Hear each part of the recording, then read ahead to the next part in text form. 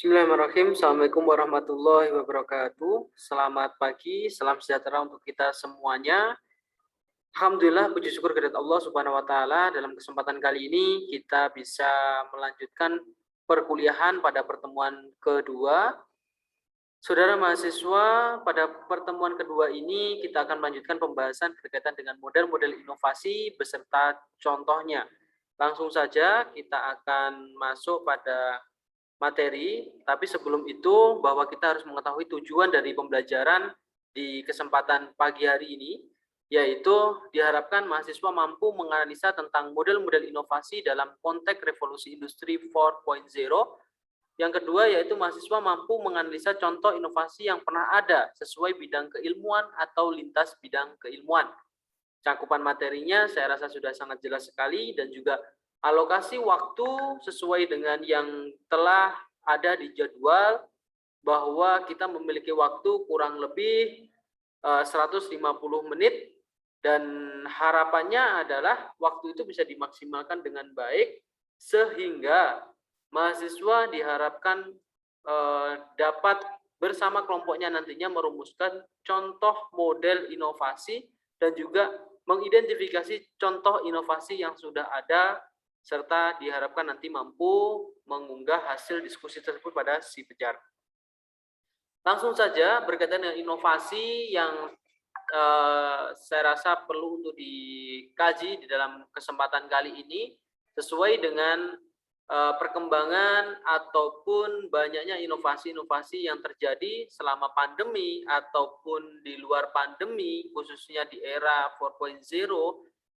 Tentu itu akan berdampak bahwa produk yang dihasilkan di tengah-tengah masyarakat sejatinya yaitu untuk memenuhi kebutuhan dan juga menjadi solusi atas permasalahan yang merupakan itu semua, yaitu hasil dari inovasi yang terus dikembangkan secara terus-menerus. Dan pada akhirnya yaitu tingkat konsumsi juga akan meningkat seiring semakin banyaknya ditemukan produk-produk dan jasa yang baru. Proses terjadinya inovasi tidak terlepas dari adanya kreativitas, inspirasi, visi, pengembangan, ataupun proses dan ide yang digagas oleh seseorang. Tetapi di luar itu ada 3 pendorong yang lain yang memungkinkan untuk dapat kita berinovasi. Di antaranya yaitu perkembangan ilmu, teknologi, dan perubahan sosial atau kebutuhan masyarakat.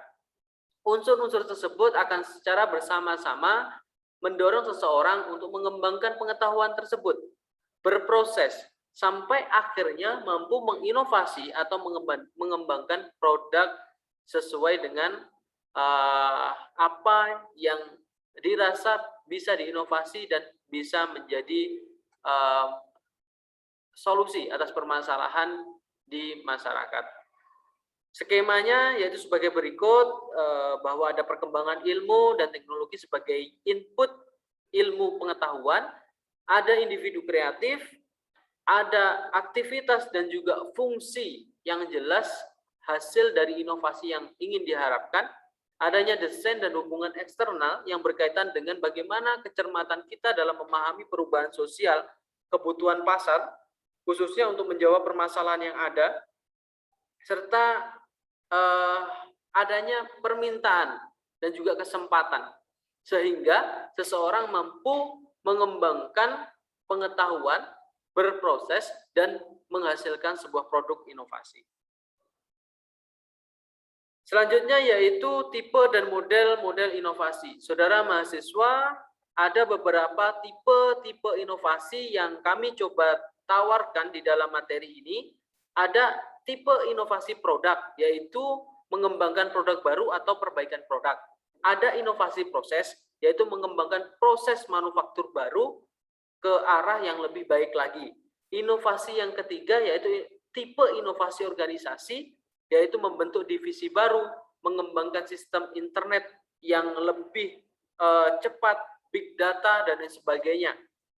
Inovasi yang keempat yaitu berkaitan dengan tipe inovasi manajemen, berkaitan dengan aplikasi total quality management, dan juga bagaimana pengelolaan manajemen yang lebih baik lagi.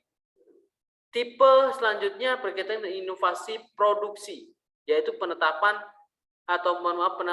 sistem just in time, yaitu bagaimana kecepatan dan juga kuantitas produk yang dihasilkan itu bisa jauh lebih banyak dibandingkan dengan sebelumnya. Nah, itu biasanya di perusahaan-perusahaan produk jasa yang memang membutuhkan sebuah produksi yang cepat dan efisien, itu biasanya menggunakan sistem-sistem pembaruan berbasis IT, berbasis robotik, dan lain sebagainya. Penggunaan piranti lunak untuk mengembangkan produk baru dan serta sistem kontrol kualitas yang mumpuni. Inovasi selanjutnya yaitu berkaitan dengan tipe inovasi komersial atau pemasaran. Nah, ini biasanya disusun untuk menciptakan sebuah pendekatan pemasaran yang baru, terus penyaluran atau distribusi yang lebih efisien. Jadi biasanya produk-produk sekarang banyak startup yang menawarkan bagaimana startup yang bergerak di bidang informasi pemasaran atau endorse, ya bahasanya sekarang itu yang lebih dikenal, ya. Dan juga jasa-jasa pengiriman cepat yang sangat banyak sekali lah contohnya.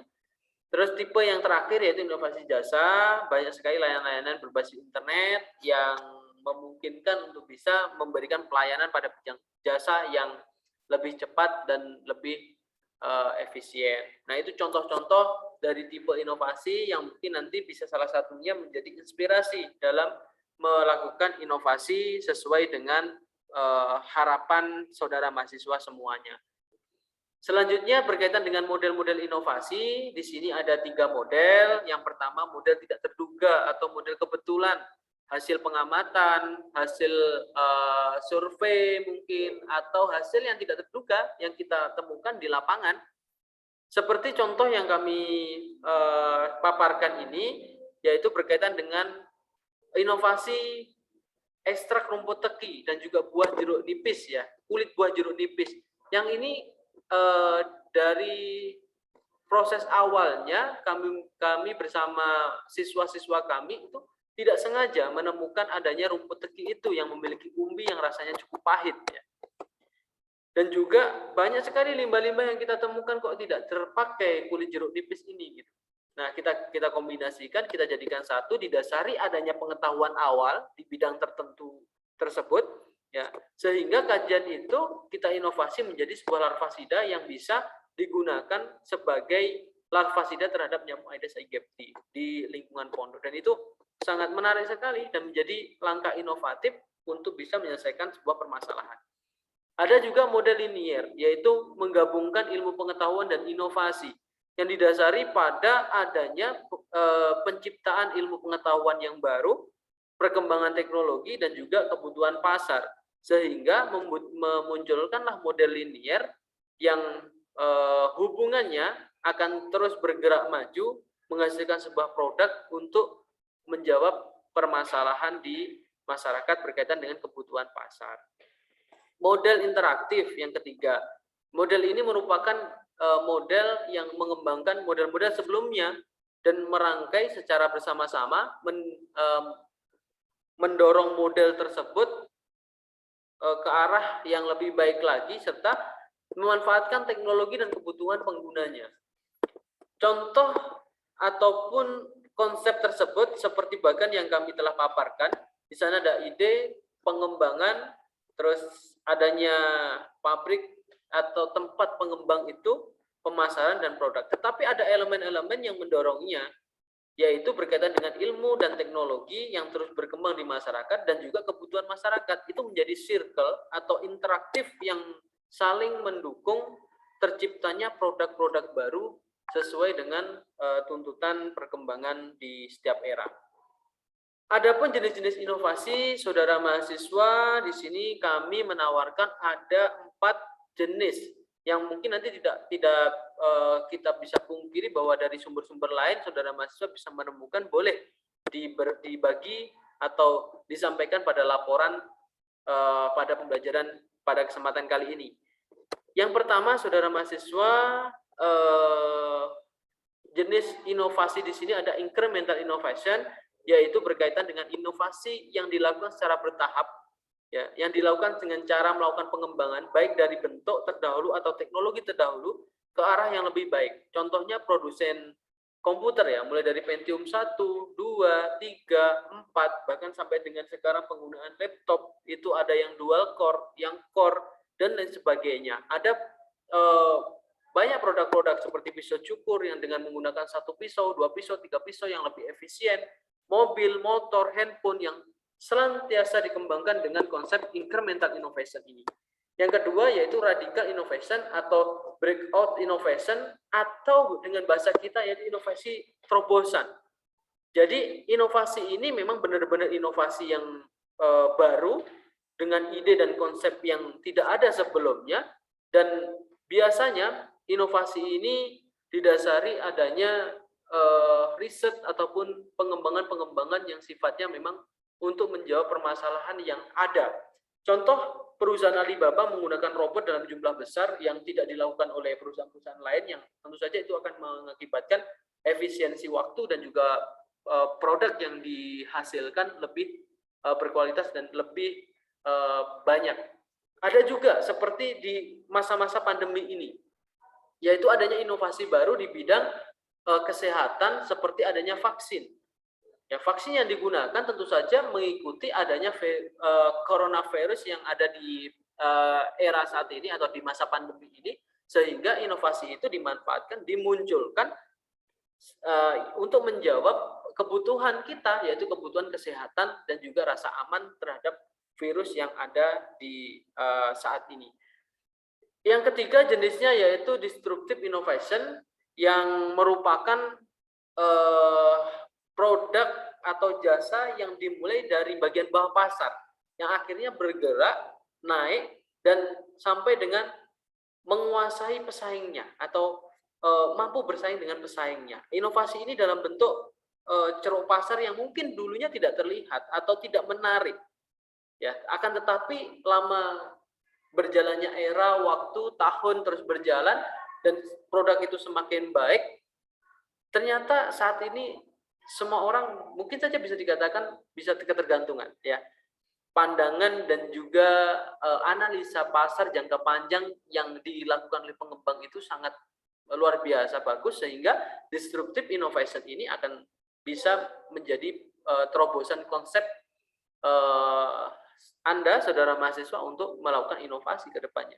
Contohnya seperti kulkas yang dulu menggantikan Xbox, yang tentu saja hanya beberapa orang yang memang menggunakan itu untuk kebutuhan tertentu gitu, berdagang di bidang kuliner dan lain sebagainya. Tetapi saat ini kita ketahui setiap rumah mungkin memiliki kulkas. Dan tidak hanya itu, mobile phone juga yang dulu mungkin menggunakan telepon rumah, sekarang diganti atau seiring perkembangannya era, adanya mobile phone ataupun handphone, bahkan sekarang berkembang menjadi smartphone, ya, itu juga akan menjadi suatu terobosan baru di bidang komunikasi yang tentu saja dulu tidak banyak yang melirik, tetapi sekarang menjadikan orang ketergantungan akan produk itu, dan semua orang saya rasa sekarang memiliki produk itu. Yang keempat yaitu terkait dengan reverse innovation atau inovasi terbalik, yaitu bagaimana memanfaatkan pasar-pasar yang kalangan menengah ke bawah untuk bisa memunculkan produk itu dinikmati oleh kalangan tersebut, tetapi nyatanya produk tersebut sekarang bisa dinikmati oleh setiap kalangan, atau tidak hanya kalangan menengah ke bawah, tapi kalangan menengah ke atas. Contohnya seperti mie instan yang dulunya mungkin diadaptasi untuk ya untuk kalangan-kalangan menengah ke bawah agar bisa menikmati sajian makanan murah yang lezat. Akan tetapi itu sekarang bisa kita katakan makanan yang sudah mendunia, mie instan yang ada di Indonesia. Yang kedua yaitu contohnya seperti mie kering Nestle yang dulu digunakan untuk masyarakat India, yang akhirnya sekarang populer juga di Australia dan Selandia Baru. Nah, itulah bentuk-bentuk atau jenis-jenis inovasi yang mungkin bisa dijadikan landasan bagaimana saudara mahasiswa nanti mengembangkan produk baru ataupun produk yang sudah ada ya, sehingga menjadi sebuah inovasi yang bisa bermanfaat. Contoh inovasi seperti yang telah disampaikan di awal, yaitu ada beberapa jenis inovasi yang mungkin ini inovasi yang tidak terduga ya. Ketika kereta Shinkansen di Jepang yang mengalami kendala, ketika keluar terowongan itu mengeluarkan bunyi yang sangat bising sekali dan apa namanya, kondisi penduduk masyarakat di sana juga sangat padat sehingga banyak komplain dan masyarakat merasa tidak nyaman. Sehingga muncullah inspirasi patografi kereta api listrik yang terinspirasi dari gerigi burung sayap burung hantu. Dan juga terkait dengan tiangnya, yaitu terinspirasi dari dada penguin. Yang sehingga ketika itu diadaptasi, ya, dan juga bentuk model keretanya juga diinovasi sesuai dengan inspirasi dari burung kingfisher yang memiliki paruh yang lancip, sehingga kereta Shinkansen di Jepang pada tahun 1997 ketika diuji coba kembali, yaitu kereta tersebut bertambah cepat 10%. Kehematan listrik yaitu sampai dengan 15% dan mengurangi tingkat kebisingan sampai 70 dB. Sehingga inovasi tersebut bisa dikatakan sebagai inovasi yang tentu saja bisa dikatakan inovasi yang kebetulan, mengadaptasi dari hewan yang memiliki sebuah inspirasi untuk bisa mengembangkan inovasi baru, sehingga jadilah kereta yang bisa dikatakan sangat efisien sekali untuk menjawab permasalahan di masyarakat. Selanjutnya, Honda sebagai produk motor, perusahaan motor ataupun mobil terkenal yang senantiasa menginovasi. Beberapa inovasinya diantaranya itu injeksi dan juga idling stop system yang diinovasi untuk memudahkan pengendara dan juga memperirit ya bahan bakar dari setiap konsumen yang menggunakan produk-produknya. Itu sangat diapresiasi sekali karena memang itu inovasi yang sangat dibutuhkan berdasarkan analisa pasar dan juga realita yang ada.